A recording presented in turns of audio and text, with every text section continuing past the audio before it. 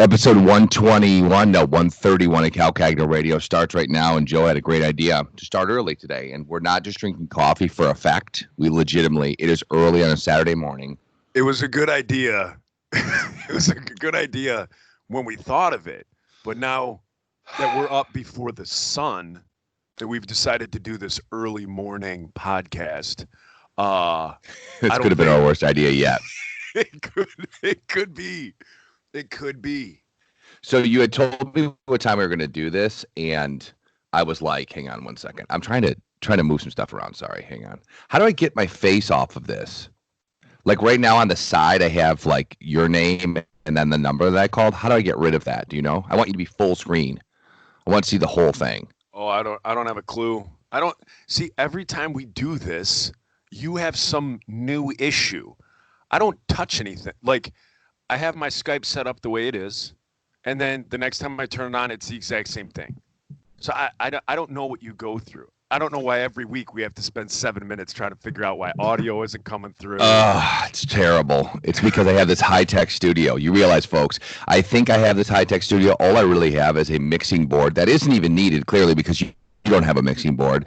I have a microphone that is needed because you can hear me, but really all the mixing board is doing is my microphone's going into a mixing board, and the mixing board's going to the computer. Really, if I got a cord that went from this microphone to that computer, we wouldn't even need the mixing board. That's what I have. I have this microphone, which runs into my MacBook Air. Mm-hmm. And then way to show off. And then I have gamer headphones. Yeah, that works too. So which also plug in. Yeah. Okay. So the headphones are plugged in, but we thank you for being here. Thank you everybody for watching so much on YouTube as well. Now I'm going to tell you right now, somebody who has ADD is going to have a lot of problems like me right now.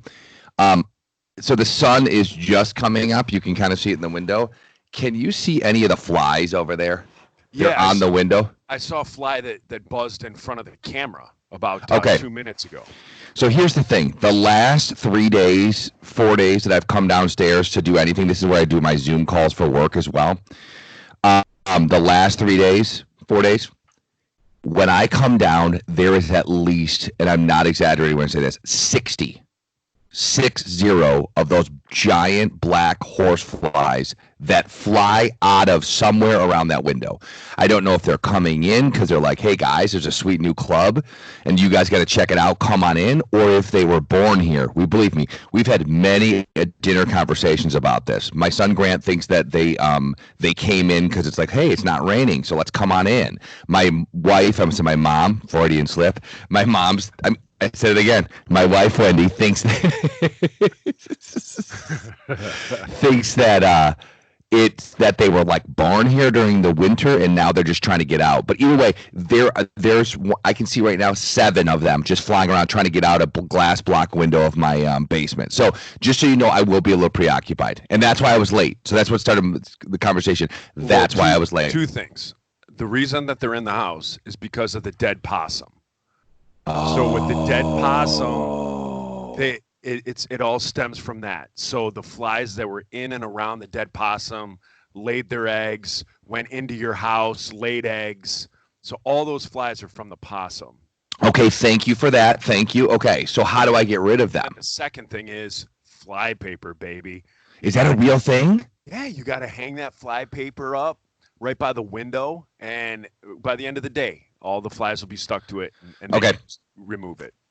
Okay, I'm going to go to the store then and buy some fly paper. That is a great idea. Okay, so the possum, now you're onto something with that. Yeah. You're onto something for sure.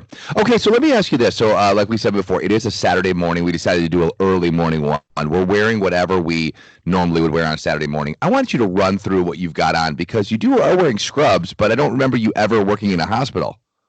Right. Are you a frontline worker? Wait a second. Thank you. Thank you for your service. I'm actually warm now that I'm drinking coffee, so I'll take this off. But I'll stand up here and I'll give. I'm just in Adidas shorts, flip flops, and a few years ago when I was going through all my medical stuff, I had to go in and do a bunch of tests. And so when I went in, they had me put on these scrubs, and then I just stole them. I put them in my backpack because I'm like, these would be great pajamas. Yeah, I'll tell you right now, they don't want them back anyways. I don't really know that you stole them. And they're like, the great thing with me is in my life, my weight fluctuates. Like I go through phases. Is that great? What's that? Right. Is that great? Says like the 50-year-old who's like, oh my God, I can still wear my high school pants. And you're like, I hate your face. Yeah. No, I don't know if that's a good thing, but Yeah.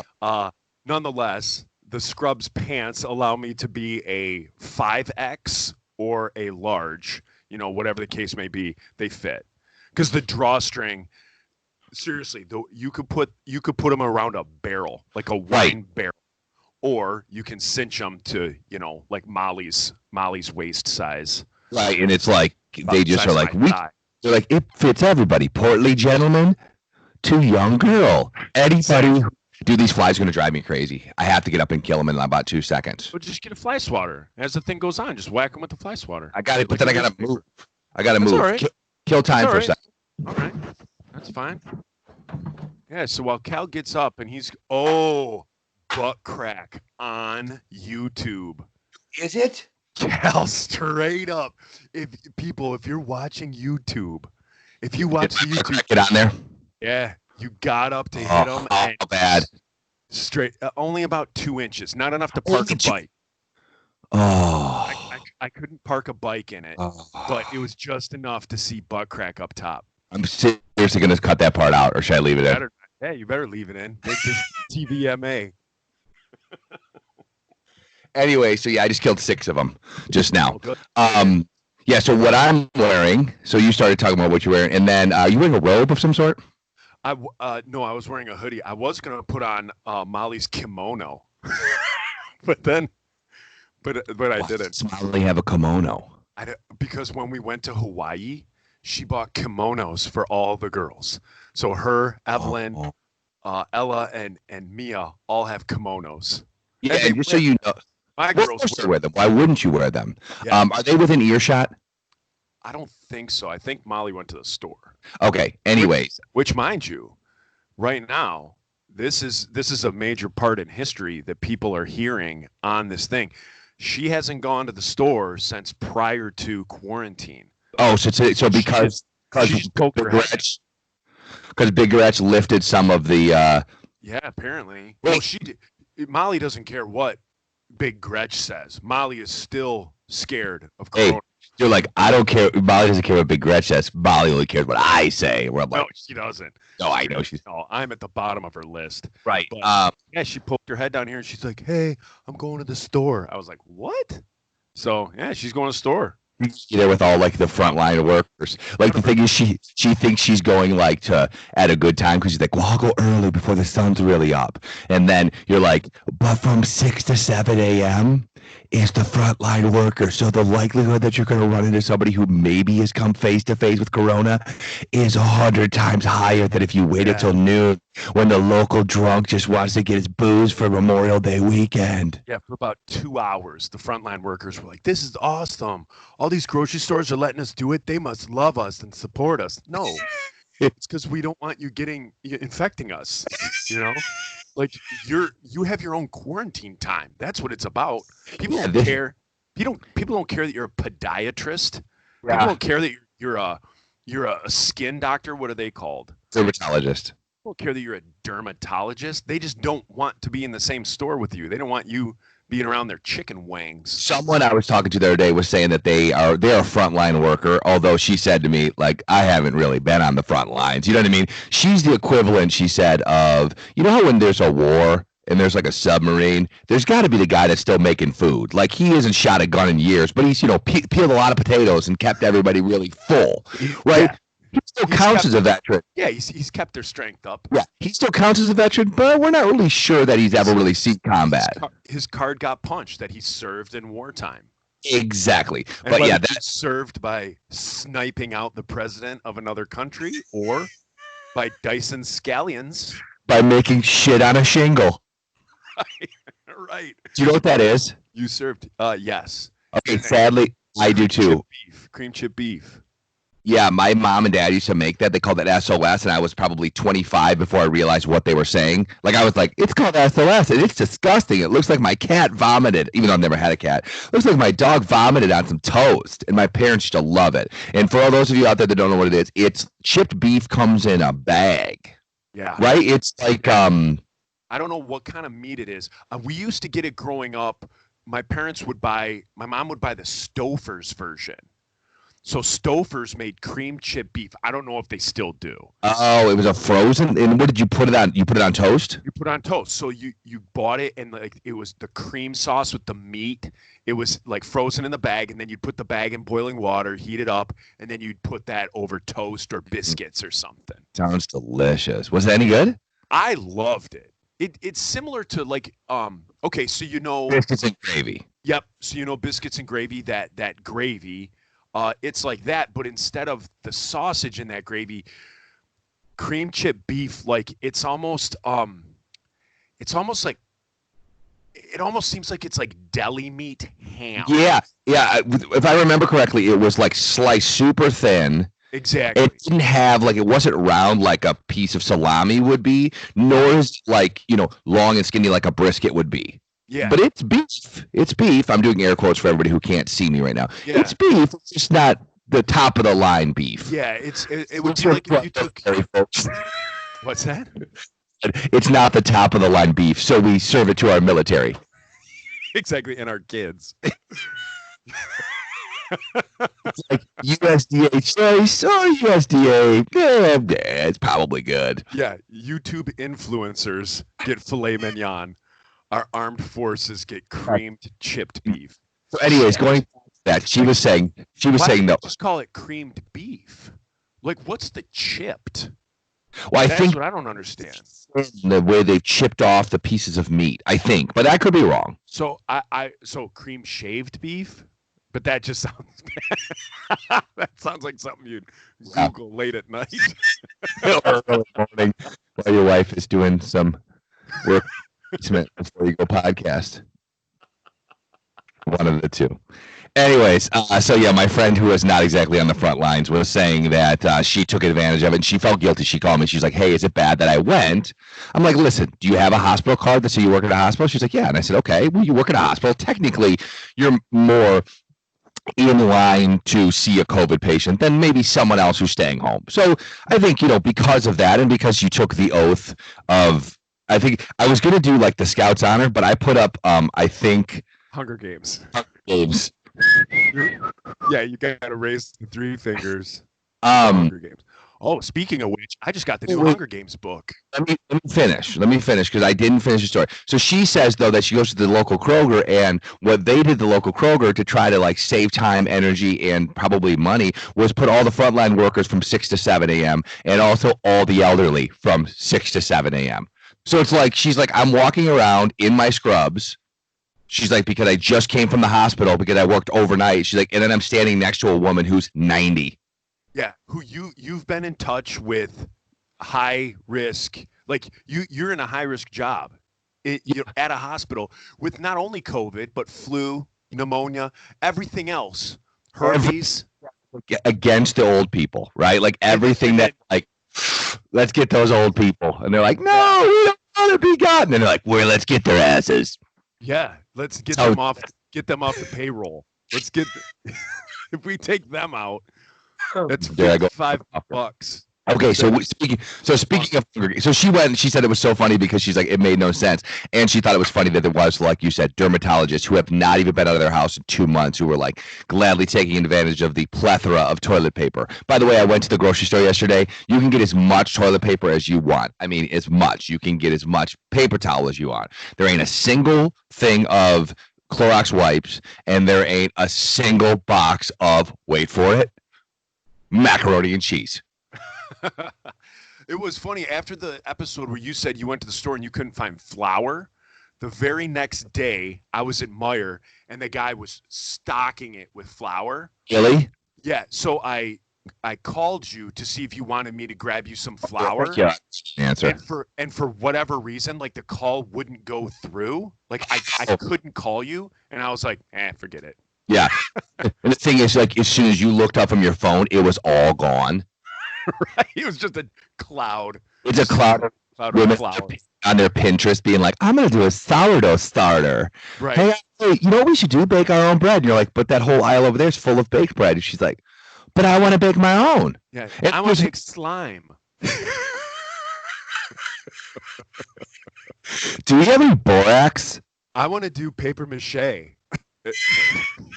Like people need flour to survive, and like there's like some family from Birmingham just making paper mache. Oh, they were having their live-in au pair who's stuck here because they can't go back to their country they're from. Can't go back to Sweden. Yeah. Like, Mr. and Mrs. So-and-so, may I go back to Sweden? Because I'm a little nervous about COVID. And they're like, no. So who's going to watch the kids? Yeah. But you're not working. You're here. Yeah, I know, but who's going to watch the kids? You're not answering my question, Svenda. It's so funny because I heard Amy Schumer. What do you think of Amy Schumer, by the way? Do you like her? No, I don't.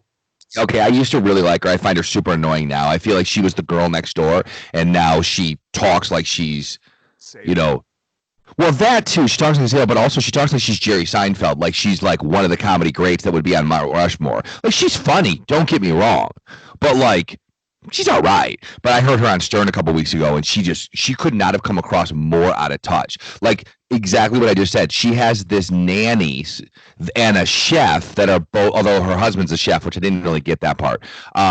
A nanny though who was like I said, from the Philippines or something, a 25-year-old girl who's like in school, and she was like, yeah, we had to decide, did she want to go home or did she want to stay with us? And you know what, it's like we're family, so she decided to stay with us. And Howard was just like, but you're paying her, right? And she's like, well, yeah, of course. And he's like, then she's not your family. Like, you don't pay your family to watch your kids. Like that's not how it works. I think R. Kelly's victim said the same thing. Like, no, I'm just gonna stay here chained up because it's like we're family.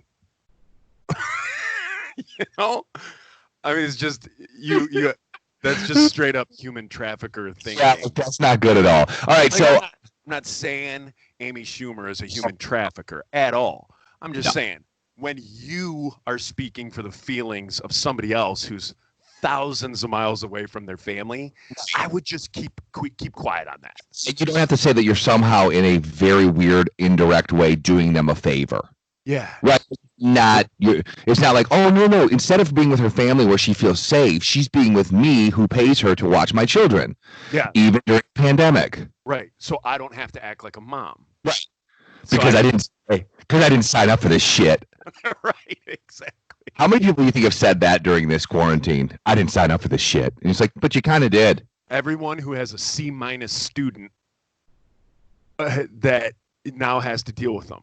It's funny because throughout this whole thing, you know how everyone used to be like, teachers are they get paid too much. Like, why is everybody always bitching about teachers? They get the summer off, and I'll tell you what, you give it to me, and I'll do it. And now they're like, this is so hard to teach my kid, and now you see why teachers get the summer off. Yeah, exactly. But do you think that in a year we're still going to keep, voting to give the teachers more money, or do you think we'll go right back to what we were doing before? No, I think it'll keep going. I think it'll keep going. Like, I think this would probably make people like that person. Every school has them, those 20 families that are like, the school hates my kid. No, your kid is an absolute a-hole. Monster. Like your kid is a jerk, straight up a jerk. And I think now that the parents have those kids at home, they're around their kids all day long. And if they are worth their weight in salt as a parent, and they're trying to have their kids complete whatever projects need to be done, now they're probably hearing their kids lie that they don't have projects done. Like, if you're a parent out there and you're like, oh, my kid hasn't had any homework, like the school system's dropped the ball, like there's no, dude, as a parent, you're not checking your emails, you're not checking your kids' emails, and there's been plenty of work sent to your child that they're not doing. So you as a parent have a jerk kid, and you guys see where I'm going with all that. Oh, absolutely. Well, yeah, and that's the thing. The apple, clueless. The peanut doesn't fall far from the turd. Right. From maybe the butthole. Yeah, maybe that's it. Speaking of butthole, so yeah, I want to go through what I'm wearing. The shirt that I'm wearing right now, it says "On the Fly," which is kind of funny because I'm fighting flies. There's a big one right there looking at me. So are you like me? Do you have T-shirts that you only wear for sleep? Yeah, so this one right now that I'm wearing that is obviously clearly too short because you can see my butt crack. The neck can get all like nasty, and you don't care because it's a sleep shirt. It's 100% polyester. It has a hole on the nipple. Yeah, I don't know if you can see it. Took a gunshot. No, I wish. I really do. I wish every day. I wish every day I had a story to tell when I got shot. Anyways, somebody just comes over and shoots me. You got what you wish for, bitch. Penis.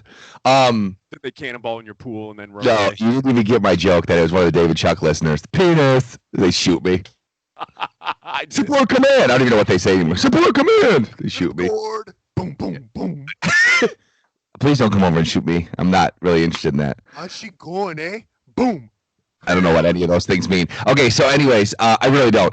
So this shirt is from college. I got it when I was in college. I was walking down the main promenade, and they were like, "Hey, we're giving away free T-shirts from On the Fly Productions. We're going to be putting on the new Adam Sandler's going to be coming to speak at our school." And I was like, "I'll take one." So this is 30 years old, and I wear it to bed, and it's great. The shorts I'm wearing are Central Michigan, but I'm too scared to stand up because of the fact that you said that my butt crack was showing. But let me see. Oh, are those from Dave and Barry's, Chuck and Barry's? Yeah, I think they might be.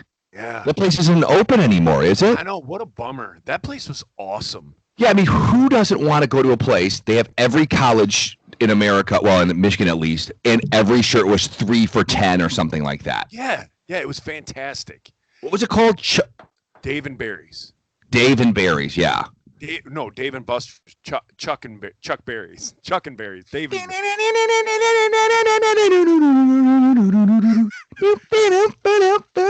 whatever you just did with your camera, this is how it should always be. You always have the camera where you're on the bottom quarter, and then it's a ton of space above you. It drives me nuts. Okay, it's centered well. Here's the thing. I don't put any thought or effort into this part, so I apologize. And clearly you can tell from the background, which is this thing that's hiding pipes behind me. There's the tables I had to move when I got out all the mice, and there's the ceiling on the ground. That's why, if you notice, when I go to try to stand up, I can't back the chair up because the ceiling's behind me. Yeah. So anyway. I also think it's funny that every now and then we forget, because I'm watching you, you're watching me. So we talk to each other, but what we don't realize is if people aren't watching on YouTube. Oh, I know. I think that happened the last episode. You said something and you did a dance, or you did whatever. Well, I'm seeing the dance, so I'm laughing. But then when you listen to it on just the podcast, it's a good 4 seconds of just nothing. Yeah, I've realized okay, here's the thing. We have about 500 to 600 people a week that listen to the podcast via SoundCloud versus iTunes, Google Play, all those places, right? Spotify. We have 50 people that watch it on YouTube, but you better believe I'm catering the hell to the YouTube people. I'm all hey. Exactly. Me too. Constantly talking about the camera and all this stuff. And it's the people who are listening, who have been there since day one, are probably hey, dude, I don't really care to watch you. Right. You legitimately just. Yeah. We kicked 550 people to the curb to cater to the 50. Yeah, and also we just ran down what we were wearing, as if the people on Spotify care. God, I wonder what he's wearing right now. Yeah. I wonder. Yeah, exactly. So, because people are listening to this at their normal time. We were let's do this funny thing where we wake up at 6 a.m. to podcast. When in actuality, now that we're recording, it doesn't matter when we do it. They're still going to listen to it at 6 p.m. when they're driving home from work. Yeah, I think that this was a good idea on paper, like most things that I do. A good idea. Okay, so let's just we'll just keep going. I don't want to break for we won't let the juniors out yet, but you had started to say something about Hunger Games. Now, my question is, there's a new Hunger Games book? Yeah, the ballad. It's called The Ballad of Snakes and Ricky Bobby. Snakes and Ricky Bobby. You're it's a total crossover book. It's called The Ballad of Snakes and Songbirds. And so it's I'm a huge Hunger Games fan, not afraid to admit it. I love the books. I love the movie. It's something that my kids and I get into. We love it. My Molly, my wife now, loves it. I got her into it a few years ago. So just as a family, we really like Hunger Games. And so I read 6 months ago that Suzanne Collins, the author of it, was putting out a new book. And so basically all the Hunger Games that we know, that all took place at the 74th Hunger Games is when it all started. This one goes back to the 10th Hunger Games. So it's like a prequel, and it's got Jake Lloyd in it. It's got who Jake Lloyd is? Nope. He's the guy from Phantom Menace who plays Anakin Skywalker as a kid, one of the worst actors ever. I just know his name's Jake Lloyd. Oh yeah, and the dude who played Darth Vader was an awful actor, Christian Haydenson. He played Anakin later. Yeah, he was terrible. Yeah, you have literally every single actor in the entire universe would love to be in a Star Wars movie, and you picked both of those kids. Now don't email. But then you picked Ewan McGregor and Samuel L. Jackson. How did Samuel Jackson? I know. And why do we call him Samuel? It's Samuel. It's Sam Jackson, right? Sam Jackson. But don't we call him Samuel? Samuel Jackson? Well, I think I call him Sam Jackson, but I don't really call him anything too much. I mean, I don't know his movies that well. Jackson. I am for real. I'm sorry, Samuel Jackson. I think maybe I'm the one who's been saying it wrong. I call him Sam. I don't call him Samuel. I call him Samuel Jackson. No, I think you might be adding an extra syllable that isn't needed. Yeah, but how did he end up in Star Wars? Well, I know there's a lot of problems. I mean, we've talked about this before. The prequels, there's a lot of problems with. But, I mean, starting from the fact that, like we said, Hayden Christensen was not a good actor. Like, he's just not. And that's okay. But I don't understand how they could have been like, yep, he's the one. They probably auditioned 1,000 people. I'm not even exaggerating when I say that. And they're like, yep, he's the one. And the little kid, you got to let him off the hook a little bit because he was a fourth grader. I saw a thing yesterday on Reddit and they were talking about, fourth grader Jake Lloyd. That's the only reason I know that. Jake Lloyd, is going to be playing young Anakin Skywalker. And they only can work with the material they're given too, right? Like that whole metachlorines and like the fact that he didn't have a dad and the fact that... Yeah, but I don't think that's what people bash. Like, I don't hear people go like, the prequels suck because the metachlorines and people are like, the acting is worse than Saved by the Bell. And the whole thing is CGI.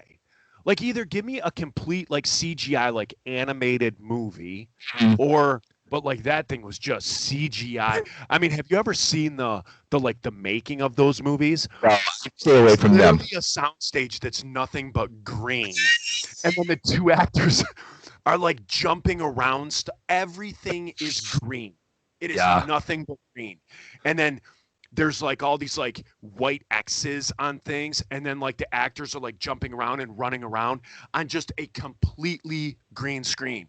And then, while they're doing it, like the making is like, zoom, and then they like put in the background. Yeah. And then what they're jumping off looks like a big rock or something like, and you're like, are you kidding? Like not one thing was like a built set.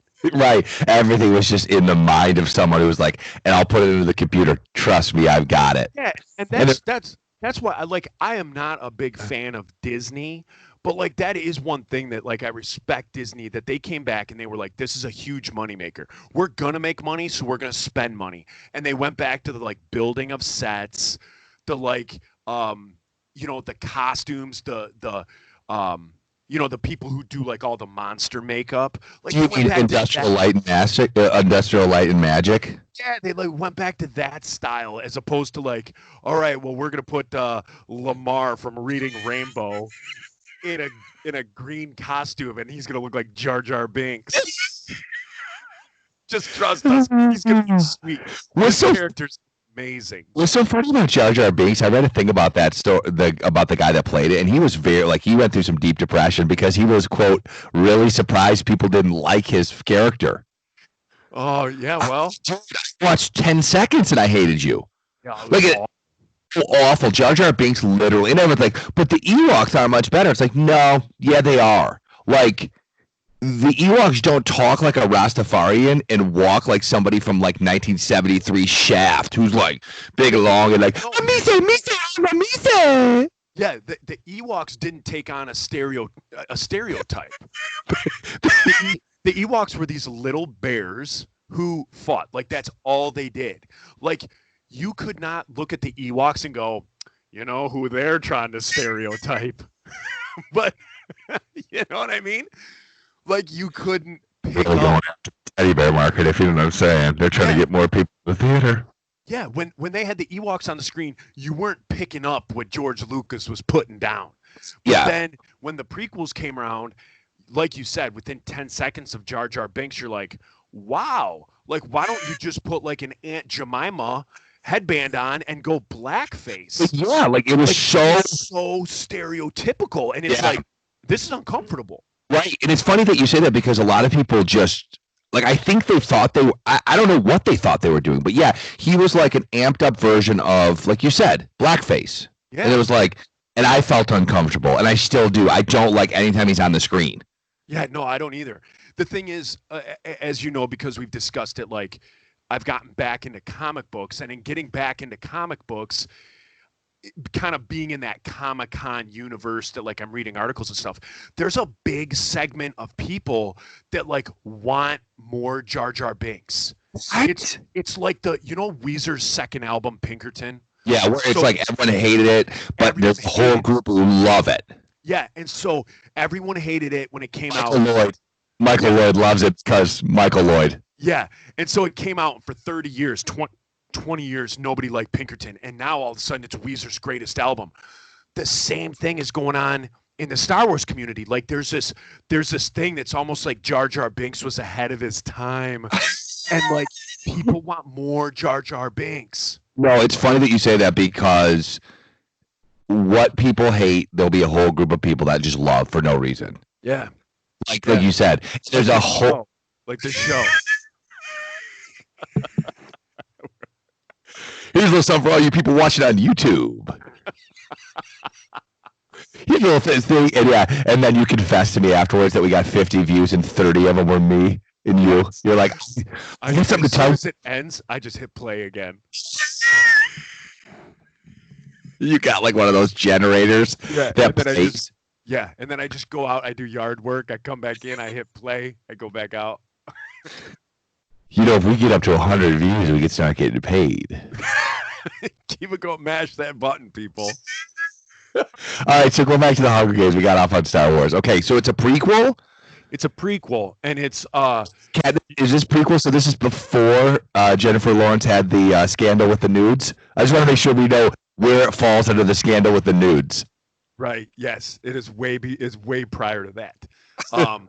But yeah, it's the rise of, you know, have you ever seen the Hunger Games? Of course. So you know President Snow. Yes, not to be confused with Snook or Snook or whatever from. Not to be confused with Snow White. Yeah. Okay. Yes, President Snow. President Snow. It's the rise of him. Oh, okay. So he's, you know, this is obviously 65 years prior to him, you know, being the president or whatever. And so I think I'm on chapter, like I'm a third of the way through the book. And so it's like you're like, I can't put it down. You just hold it up. It's stuck in your hand. You're like, no, it's definitely a good book. It's definitely a good book. Was this before or after President Snow started doing those Florida Natural commercials for orange juice? It was after. He had already gained fame through being the president of Pan Am. Because every time I hear him on those commercials for like Florida Natural orange juice, I'm always like, yeah, you were like, I bet the orange juice comes out of District 4. Probably. All right. So when do you think this is over? I want your prediction because you nailed it that we were going to go longer. Now, people are done. This is the United States. Here we go. Honest to God, this is the United States. Slide your soapbox over. Slide your soapbox. I'm not making fun of you. You have the floor. Yeah. No, this is the United States, right? So we gave our government a set amount of time that they said it should be about 2 months to flatten the curve and all that stuff. Which we did. Yep. People have lost their jobs. People have lost their businesses. People in my family, my immediate family, have lost their jobs or are about to. people are done with this. Like, we flatten the curve. They're starting to, like, it's the thing where when you starting to like loosen up, boom, it just it just goes through. So that's what it is. Like, if you're in other countries, yes, in China, if you're like stay in, if you leave, China can shoot you, right? In India, they cut off your hands. You can't do that here in the United States. And the thing is, like, the people who are enforcing the laws are, again, police officers. Police officers are sworn to uphold the Constitution. So my law enforcement friends of mine, they to uphold the Constitution. Like, it's not unconstitutional to like leave your house to go jogging. If you have to go to the store, go to the store. If you got to get a haircut, get a haircut. Like, they don't want to enforce the laws because they themselves are going through the same thing. It's not like the redcoats who are like, who are here like as this tyrannical power that are disconnected from us as citizens. Like, law enforcement officers live in the communities where we live. Right. And we're all neighbors. And so they don't want, it's not like police officers and are getting off work and like they're able to get their haircuts, that they're able to go buy all the meat that they want. We're all in the same boat. And so they don't want to give tickets. They don't want to enforce stuff any more than the normal citizen. So I think at this point, I think everyone's done with it. I've heard a few people, I've heard some podcasts where at the beginning of the podcast, like people were all on board with this, that they were like totally like, let's shut this down. Like, they were all for this quarantine. And a month and a half, 2 months in now, almost 2.5 months. What am I saying? Like, they're like, I'm done with this. Yeah. I'm starting to think half this was a hoax. I'm starting to think some of this is conspiracy theory, and people are done with it. People are done with it. It just came out. Today's Saturday. It just came out Thursday that Dr. Fauci guy or whatever his name is. He just came out and said it can't be. It's not surfaces. So for 2.5 months, we've been cleaning everything. We've been leaving packages out. We bring our groceries home. We set them all out on our deck. We spray everything down with like disinfectant. Nope, that was all for nothing. They told us we had to do that, but that's all for nothing because it just came out Thursday that more research showed that it can't be contracted through surfaces. It's literally only you breathe it in. Right. Okay. So here's my thing. I'm not going to step off the soapbox. Yeah. Okay. I'm not going to do point counterpoint because I think a lot of what you're saying is true. What I will say is part of me thinks that, and I know originally when we started talking about COVID, we weren't going to talk about it on the show, but I do feel like we sort of at some point need to address like what our thoughts are on it. My thing about it is that I think that the quarantine was the right move. I do agree with you, though, that at some point you have to say, okay, you told us we had to be quarantined because we were supposed to flatten the curve. We've done that.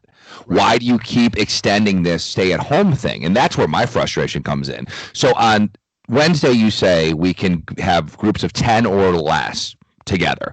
Now, it doesn't really say what that means. Does that mean I can have you? So there's 4 of us in my family. There's with your 3 girls and you and Molly, that makes 9. Can you guys come over this weekend and come in my house and use my bathroom? Or does that mean we can stay outside? So there's confusion there, right? Then you also add into the fact that you've now loosened it up so that on Monday the 26th, you can places can now open up. You can have retail open up with masks, whatever. And then at the same time, you enforce another 2 weeks of safer at home, which is funny to me because, and I'm not a big Gretsch hater, but it's very confusing, the verbiage they use in the semantics of it all, that safe at home and safer at home are 2 different things. Or excuse me, stay at home and safer at home are 2 different things. Stay at home says, like you said, it's V for Vendetta, and if I leave, I'm in trouble.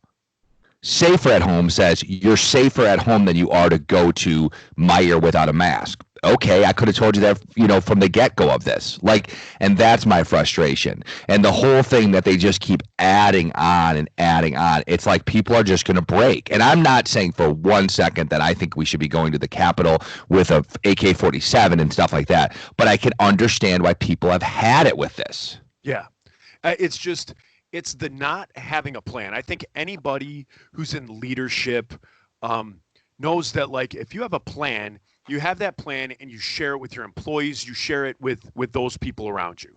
So I think with Big Gretch, I can't stand Gretchen Whitmer. Yeah, I do that. I You was leading you there. Yeah, you said you don't really care less. You're indifferent with her. I can't stand her. But the thing is, when you have a plan, like let people in on that. And I know Yes. she's given like some details, like, hey, when this happens, then we're gonna have this phase, then we're gonna have this phase. But when you're coming to me every single week and you're extending it or you're not extending it, what are you looking at? Like what are the points that we have to check off? What are the boxes we have to check in order to do this? If it's just like every Monday rolls around or every Friday or whatever day that she does her like I think it's Thursdays for some reason. I don't know why it's Thursdays. No, you're right. It's Thursday. So like if every Thursday comes around and nope, we're extending it another week. Well, wait a second. What happened between this week and last week? No, it's always 2 weeks. That's the thing that pisses me off. Like I think and my thing is, and I didn't mean to cut you off, but my thing, and it's very selfish because I love football and I love that my son plays football and I love the whole thing, college football, NFL. I feel like maybe we're making too many rash decisions, and I mean rash, today, that you don't need to decide what's going to happen in September today. You really don't. Now, you can say we're looking at all those possibilities, but you couldn't have told me in January that in May we would be, on Memorial Day weekend, we'd be sitting here basically stuck in our houses, right? You couldn't have told me that because you didn't know. That's about, June, July, that's like 4 months. Like that's where I get a little bit nervous is when they start to throw around things like that, where it's like, well, or the thing that's just annoying, and I guess maybe it's because of like the local media or whatever, but like you'll see like Fox 2 News will like tweet out like Gretchen Whitmer, she's, hinting that there might not be football this fall. And it's like, don't hint about anything, like you said. Yeah. Tell us what, and again, and if you said to me, okay, we can have college football this year, but every other seat has to be open, or the big house, instead of holding 100,000 people, it's only going to have 30 or 30,000, not 30 people. That would just be ridiculous, but also kind of awesome. But just tell us tell us what you're thinking. And also it can't be arbitrary. That's the other thing. You can't be because you've decided it. Who is helping you make these decisions? Well, yeah, I mean, at the end of it, we could talk about all these different things and just go around and around and around. Please, we got time to fill. Yeah, ultimately, like what I don't understand is like, just like you said, the arbitrariness of the whole thing is like, why can I stand in Meijer with 500 different people in line? How come that's okay, but like I can't go to a comic shop, or I can't go to like a bookstore. Get my haircut where there's 3 people in a comic shop, yet that comic shop guy's going to lose his business. Or landscapers, before they could get out. Like, how come I could stand at Meijer or Walmart with 800 other people in the store, but my buddy who runs a landscaping company can't go out and cut somebody's lawn by himself? Like, those are the things that didn't make sense. And to me, that just shows like complete lack of leadership. That shows like just normal logical thinking.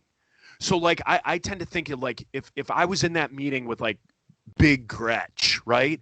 And she's in there and there's all those people sitting around and people are throwing out ideas, like who's the guy who's like, well, wait a second. Why are we letting 800 people in Walmart? What this whole thing should have been that the big box stores, they were the ones that got shut down. And the small businesses were the ones that profited from this.